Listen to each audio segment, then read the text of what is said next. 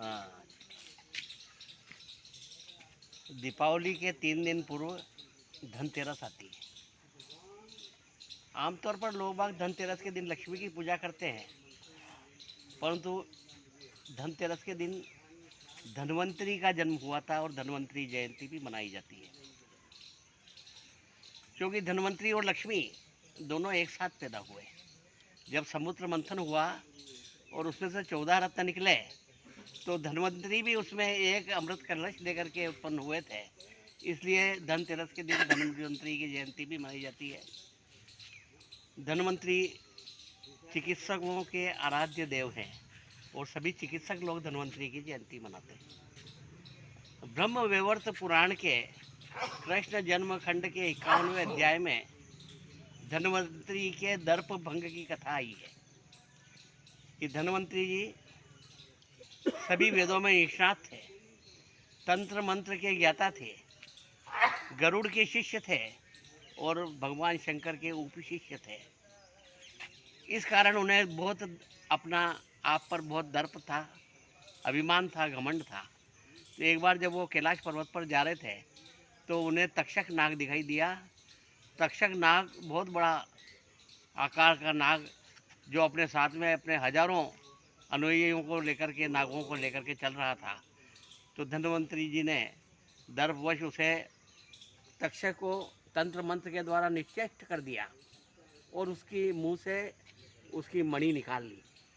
तब तक्षक अचेत होकर गिर गया और तक्षक के जितने भी साथी नाग थे उन्होंने जाके वासुकी को ये सूचना दी कि इस तरह से धन्वंतरी जी ने तक्षक को निश्चेष्ट कर दिया है और उसकी मणि छीन ली है। तब वासुकी ने 5 बड़े नाग सेनापतियों के साथ में बहुत बड़ी नागों की सेना भेजी। उन नागों ने आकर के धन्वंतरी जी और उनके शिष्यों के ऊपर आक्रमण कर दिया। फुफकार मारने लगे नाग। उनके फुफकार से धन्वंतरी जी के सभी शिष्य अचेत हो गए। तब धन्वंतरी जी ने अमृत वर्षा करके इन सबको जीवित कर दिया और उन सब जो भी नाग उसके ऊपर आक्रमण करने आए थे उन सबको निश्चेष्ट कर दिया और बेहोश सब नाग हो गए। और एक भी नाग ऐसा नहीं बचा जो वापस जाके वासुकी को ये सूचना दे कि हमारे साथ क्या हुआ है। परंतु वासुकी जी वो तो सर्वज्ञ थे, उन्होंने पता लगा लिया साधना से कि ऐसा ऐसा हमारे साथ हुआ है। तब उन्होंने अपनी बहन मनसा, जिन्हें नागों की माता कही जाती है, उन्हें कहा कि आप जाकर के, नागवंश पे आपके पुत्रों पे संकट आया हुआ है, इसलिए आप जाकर के उनकी सहायता करो। तब मनसा देवी आई और मनसा देवी और धन्वंतरी के बीच में बहुत अलौकिक युद्ध हुआ।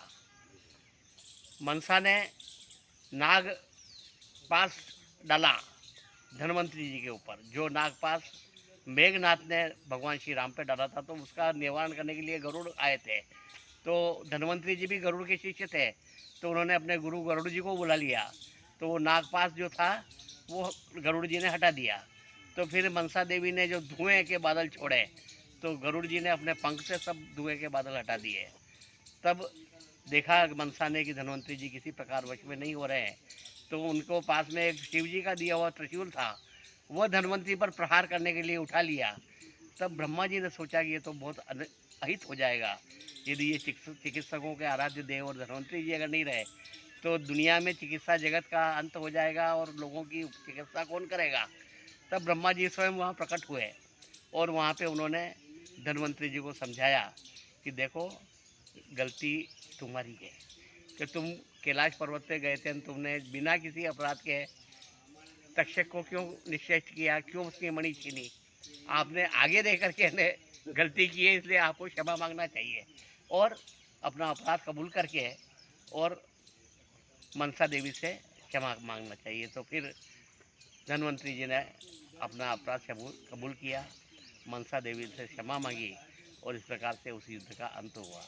तो इसलिए यदि कोई भी कितना भी व्यक्ति सामर्थ्यवान हो, बुद्धिमान हो, विद्वान हो, ज्ञाता हो, परंतु उसे अनावश्यक दर्प नहीं करना चाहिए। यदि वह दर्प करेगा तो उसकी स्थिति ऐसी होगी जैसी इस कथा में धन्वंतरी जी की हुई थी।